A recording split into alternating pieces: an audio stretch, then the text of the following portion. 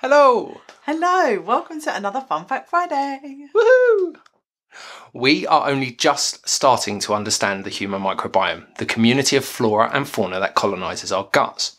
The discoveries we've made would suggest that dysbiosis, which is an imbalance in the gut, could be the cause of everything from asthma and allergies to depression and autoimmune conditions. In recent years, there has been a growing weight of research in this field, and many of the findings are pointing to this being one of the most critical parts of human health.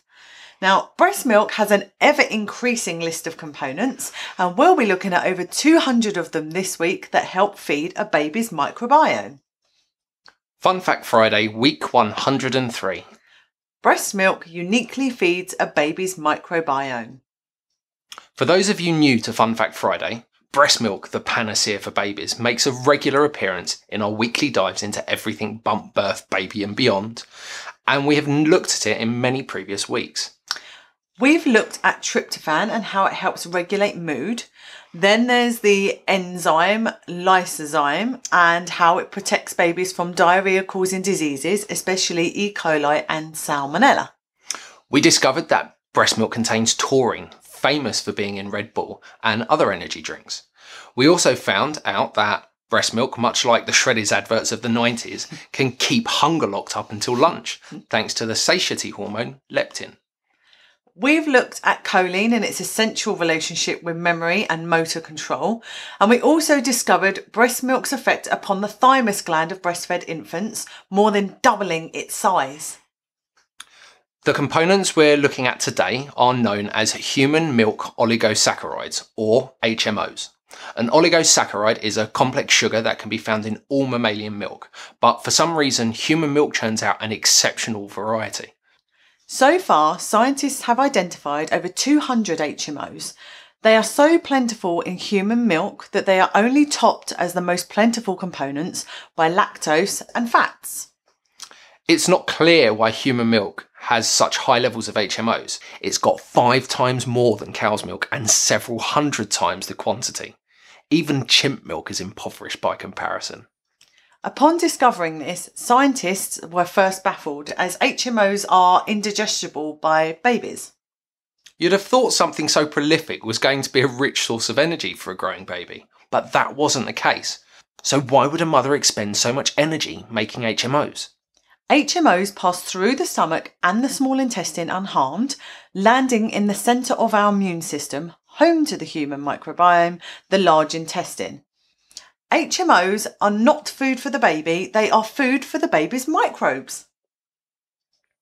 In the 1990s, scientists knew there were over 100 HMOs in milk, yet they knew very little about them and what species of bacteria they fed. Fast forward to 2006, after much work from a diverse team and lots of befuddlement, they found out that HMOs are not an all-purpose food for gut microbiota, but that they selectively nourish one subspecies, Bifidobacterium long infantis, or B. infantis for short.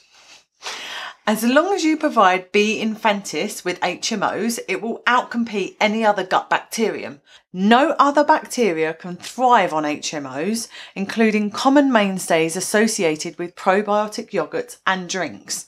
When it comes to HMOs as food, some gut bacteria choose the bits they like and discard the rest. Some will grow very weakly, whilst others don't grow at all. Unsurprisingly, when it comes to the guts of breastfed infants, B. infantis is the dominant microbe. As B. infantis digests HMOs, it releases short-chain fatty acids that feed on an infant's gut cells. For us, this was one of the most insightful outcomes of the research for this week's Fun Fact Friday. That direct contact with B. infantis encourages adhesive proteins to fill the gaps between gut cells. For those that were with us back in week 45 when we found out that babies have open guts and sometimes they're virgin, you may remember that babies are born with immature or open guts. Open guts allow microbes into the bloodstream along with other inflammatory molecules, and a baby's gut does not start to close and become mature until around 6 months old. This interaction with the baby's gut cells only happens in the presence of B. infantis that feeds on HMOs. B. infantis can survive when it only receives lactose, but the interaction with the gut cells no longer takes place. Bonus fact, 90% of serotonin is located in the gut. Serotonin is a neurotransmitter responsible for maintaining mood balance, and a deficit of serotonin leads to depression. Many antidepressants are known as SSRIs, which stands for selective serotonin reuptake inhibitors, and they are effectively enabling higher levels of serotonin. Another surprising thing about HMOs is that they bear a striking resemblance to glycans.